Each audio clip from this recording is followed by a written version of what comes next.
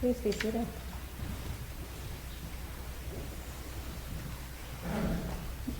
It really does warm my heart to see so many people here today.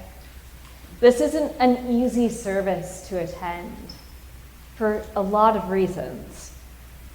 It's Thursday night. Reason enough, right? There's probably plenty of other things all of you could be doing right now. I would wager 50% of you will be spending most of the next few days here because you were doing all of the things to make this happen. And as I've said to several of you, this service, out of all of them, is truly one of the most complicated. If you're new to this, we do a lot that we don't normally do tonight. We're going to come and wash feet. We're going to strip the altar of all the adorations at the end of the service. There are a lot of moving parts, and I have to admit, it's terribly inconvenient.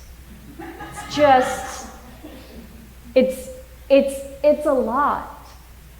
It's a lot that feels like, well, is this really all that necessary? I mean, we could do Easter without all of this. And the truth is, we aren't well disciplined at being inconvenienced. I'll admit, I love the convenience that is in our life these days.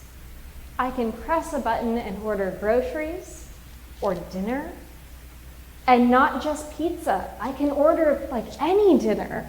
Remember back when pizza was the only food you could get delivered? I know I'm like one of the youngest people in the room too, and I'm like, do you remember back in the day? We've gained a lot. We've gained a lot from having choices at our fingertips. I can't count the number of times that I have had to hit order on children's Tylenol to get delivered to my front doorstep. There are things I am grateful for with the convenience of our lives. But we've lost something too. Not just our resilience with inconvenience, but the connection that inconvenience builds with one another. I don't have to call my neighbor to ask if she can run out and get children's Tylenol for me anymore, or to watch my kids so I can do it. I don't need to make a meal for my friend when they're sick, because I can send them a DoorDash gift card instead. There is so much we've gained and so much we have lost, to the point where showing up for one another, even authentically and in an inconvenient way, can seem odd. To put ourselves out and to be vulnerable, to show up for one another, is less done than it once was. Now, preaching to the choir as I normally do, church is the place where we are so often combating this mentality, where we are combating the convenience of our lives in favor of a community. We give up our Sunday mornings week after week to come and be with strangers and with friends. I have seen folks give up Saturday mornings to come and sit for a funeral of someone they have never met. The inconvenience of community is a gift I'm scared that we might lose in the state of the world. Jesus tonight is inviting us to do something incredibly inconvenient, to take off our shoes and our socks. Not just physical inconvenience, but a level of vulnerability with our neighbors and friends and colleagues that would be much easier to skip, thank you. But Jesus has never been one of convenience. He is the one who says, let's go climb that mountain and talk at the top of it. Right? Like they climb mountains for no apparent reason, just to have a conversation.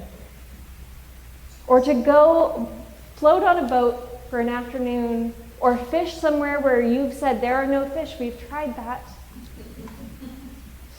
Jesus is over and over and inviting us into these tasks and these situations that are not the easiest path, but there is something there for us. A gift of community, of holiness that is revealed in the inconvenience of it all. In our liturgy, there is so much I try to control, and tonight's the night I give it all up. There is no perfectly elegant way for us to do the washing of the feet and stripping the altar and all the things that we do that we try to hold on to make it feel beautiful and perfect and lovely. Instead, it is messy and clunky, and we might spill water, and we might lose a shoe. But we come together as a community in this immense vulnerability and immense beauty. And we do the awkward things because they are signs of the immeasurable love that Christ shares with us. When we receive at this table, we are being reminded to reach beyond ourselves of what this bread and this wine, what washing our feet connects us to, one another. That we will know God in our relationships and community, in sharing meals. As we look out into the world around us, we are invited to wonder how to look beyond ourselves, our own needs, our own desires, to show up for the hungry and the marginalized, to give up ourselves for our neighbors and friends and those we do not yet know. God calls us to be inconvenienced in here and in the world, to show up even when we are not the ones who are fearing for our safety. We show up to stand with the most vulnerable amongst us. We are inconvenienced because God never cared about being convenienced when it came to loving us. This seems like the most inconvenient path God could have taken to get this point to us. But wow, what a gift of love we get to receive. May we share it when we leave this place. Amen.